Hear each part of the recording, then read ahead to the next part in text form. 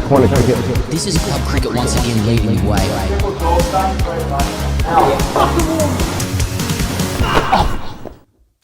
Welcome to Wasted Saturdays for another week, a celebration of, real cricket clips, a celebration.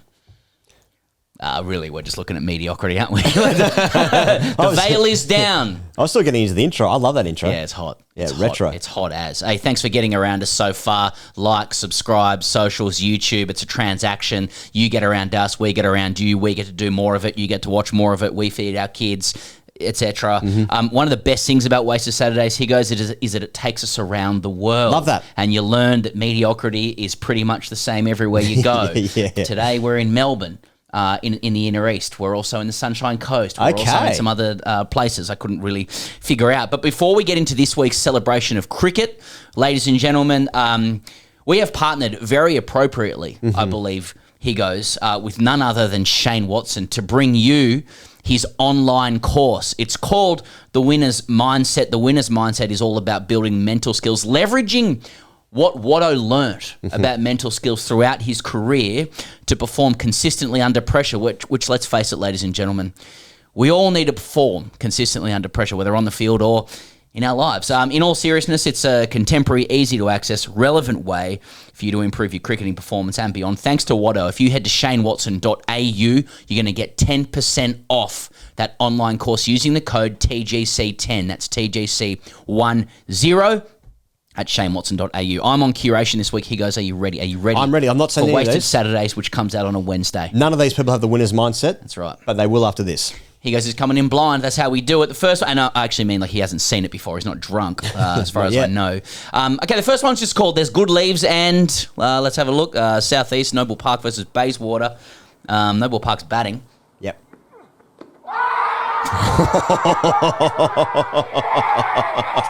Listen up, listen. It's a scoffed laughter. Yeah. There was... He turns around. I just didn't see it. I mean, what? There's actually a coach who, famously a coach who allegedly used to flush someone's bat down the toilet if they failed to use it in dismissal. Okay. Because right? Michael Slater did that once, I think. To himself. He flushed his kit down the toilet. Yeah, he did a lot of things. No, that man's name, that coach's name, Darren Lehman. Really? Yeah. Oof. He had it right. Allegedly. I think Michael Bevan did that once as well. Pads down toilet. Not good for a plumbing situation. Like, is it a symbolic? I mean, how much free kit are you getting where you're thinking, like, I can just get rid of this down the dunny? That's the story. That's the story out of it, isn't it? Yeah. It's entitlement. It's entitlement, yeah. That's right. All right, the second one is we're staying in Melbourne Southeast. This is Toorak Paran versus Burwood United in the Canterbury Senior Men's Competition. Not that they wanted me to shout that out. Yeah. You're going to have to look closely. Just keep an eye on the umpire here. He goes. So sent in from Shane. Big appeal. He's given him, or has he? He's just wait. He's the king. He's doffing the cap. For the old cap. Or is he putting his hand out for payment? So if you watch again and listen out for this. So how does this go down? Yeah. So big shout. Umpire puts the finger up and just listen out.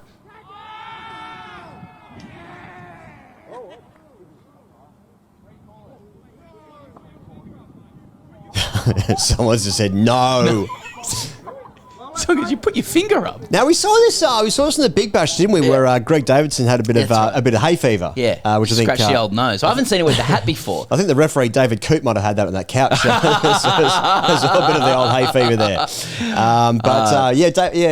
Greg Davidson did that in the Big Bash where he just scratched his nose. He gave it, then scratched his nose. And I think later conceded that he just changed his mind. And I think that's the umpire's prerogative to do that. You are allowed to, but at the same time, you're also allowed to be extremely annoyed if the correct decision was made in the wrong way. Exactly, and that's how you waste your Saturday. In this case, the umpire's just repositioning the old hat. It's actually not out, and I do need to change my hat, and also doff it to you. Yeah, and also walking towards you. That's right, walking towards you. Hello. It's 1930s. I'm a man of dignity. I'm a gentleman. I'm trying to catch a bus here. All right, on to the next one. I don't know where this one's from. He goes, and you may have seen it before. I'm just calling it In the Drink.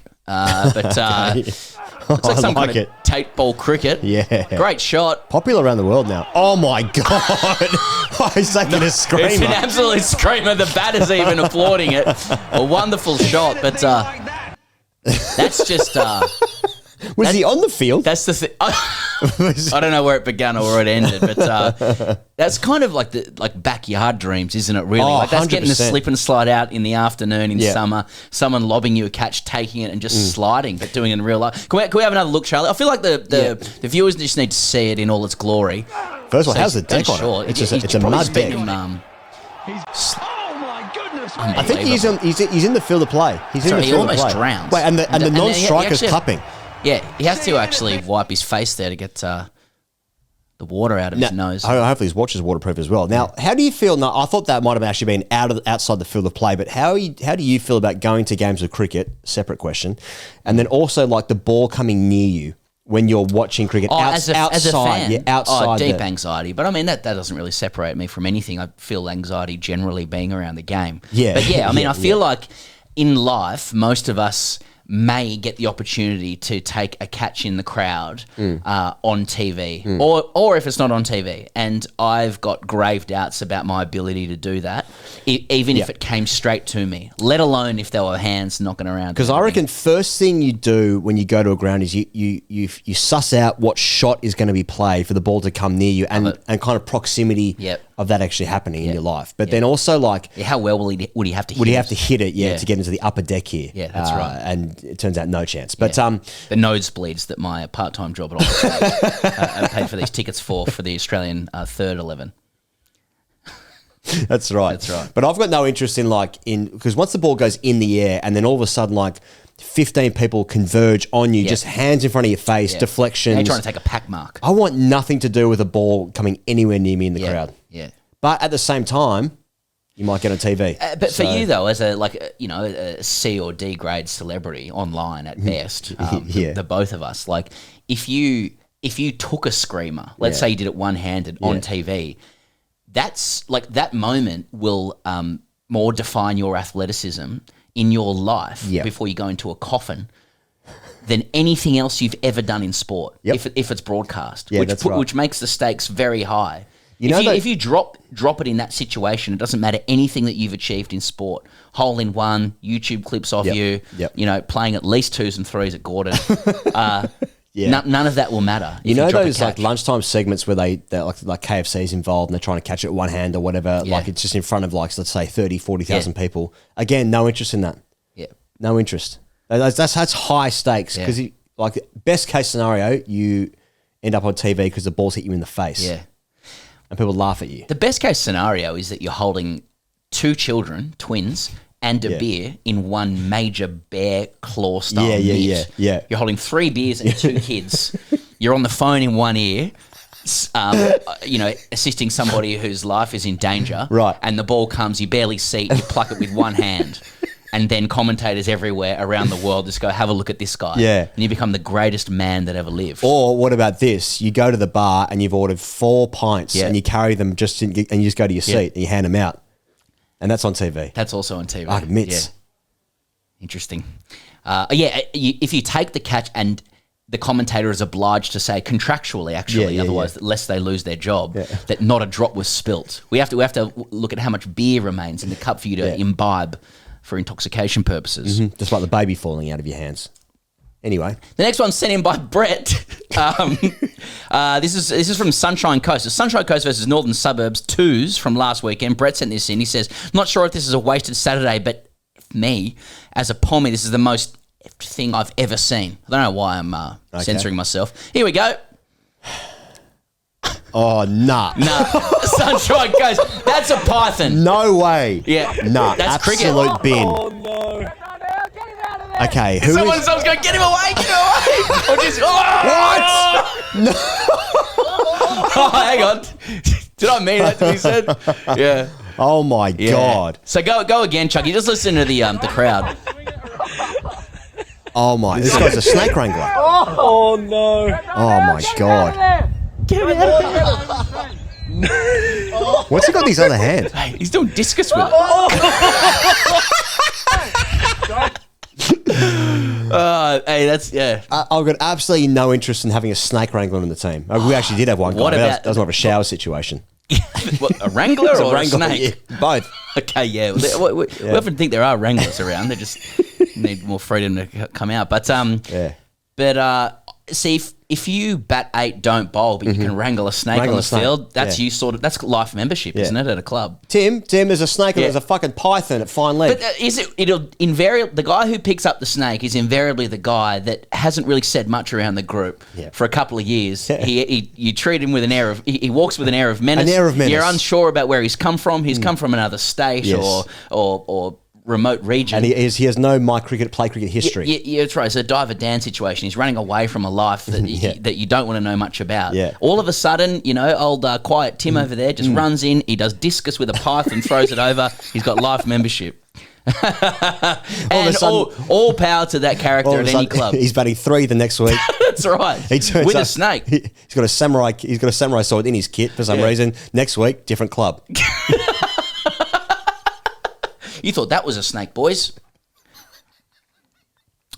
Okay, before this, we go to the next one. This is from the National Cricket League fixture between Khulna and Sylhet, courtesy of the Bangladeshi Cricket League. A lot of people might have seen this, but I felt we needed to give it the Wasted Saturdays touch because it appeared, before we chug it on, Chucky, it appeared to be a Wasted Saturdays moment, except that... this is actually Bangladeshi international cricketer Mehdi Hassan bowling. He's bowling his third ball of the 160th over of Sylhet's image. You can see he's into his 60th over, Mehdi. The batter's on 115 red. He's been involved in a 251 run stand. This is first class cricket, I believe, in Bangladesh. He's taken off 3 wickets. Here's what happens.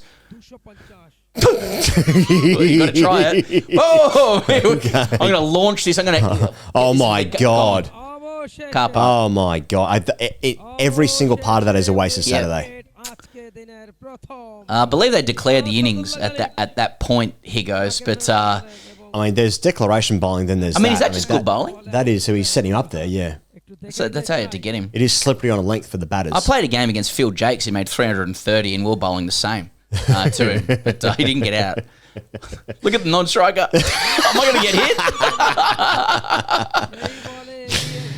Yeah, it's a good old standard. It's a good old standard. Don't forget, Bangladesh has beaten Australia before. So who are we to judge? Hey, finally for Wasted Saturdays, here goes a little bit off-piece for us here. It's just called Cricket Player Wanted. This was an ad in Airtasker for a cricket player. Cricket fielder, play a one-day game in fifths from Callian in Cheltenham for $50. $50? Come play a game, beers provided, give you a one-match pass, small payment for turning up, so he's a pro player. Yeah. Beers after the game. Guess who takes it up? Goxie. Goxie takes it up. Saw an ad for Airtasker, cricket player, needed, applied, got the job. I'm a pro athlete now, batting first. Hopefully my K-Mat bat holds up. K-Mat. Can he talk? Kmart bat. Now, Goxie's been known to play. He's a sporting polymath. Yeah. He play Aussie rules. He can play rugby league. So imagine that. You put an ad on Airtasker and one of Australia's best comedians turns up and goes, I'll take that. $50 and a couple of beers. I mean, $50 is about $1 a run for most seasons for most of us. So Goxie, well played. $50. Not bad. See, that's the online. How desperate are you got to be to put on Airtasker? Like, if you're short of players, $50, everyone chips in. A lot of people are getting text messages who've been associated with clubs like for 5 to 10 years, haven't done anything for a couple of years, and they're still getting text messages going, can you fill in? Yeah. This is just a more efficient way of getting it done. And you might have Goxie himself turn up. And they might be able to do a couple of flat packs as well. Hey, that's Wasted Saturdays for this week. Pez's curation, Higgins is on next week. Thanks to Shane Watson's The Winner's Mindset for bringing you this show. Get your clips in. Send them anywhere. They turn up in like DM requests. We're looking around for them everywhere, but please just send them in. We want them. Your Wasted Saturdays that we'll publish on a Wednesday.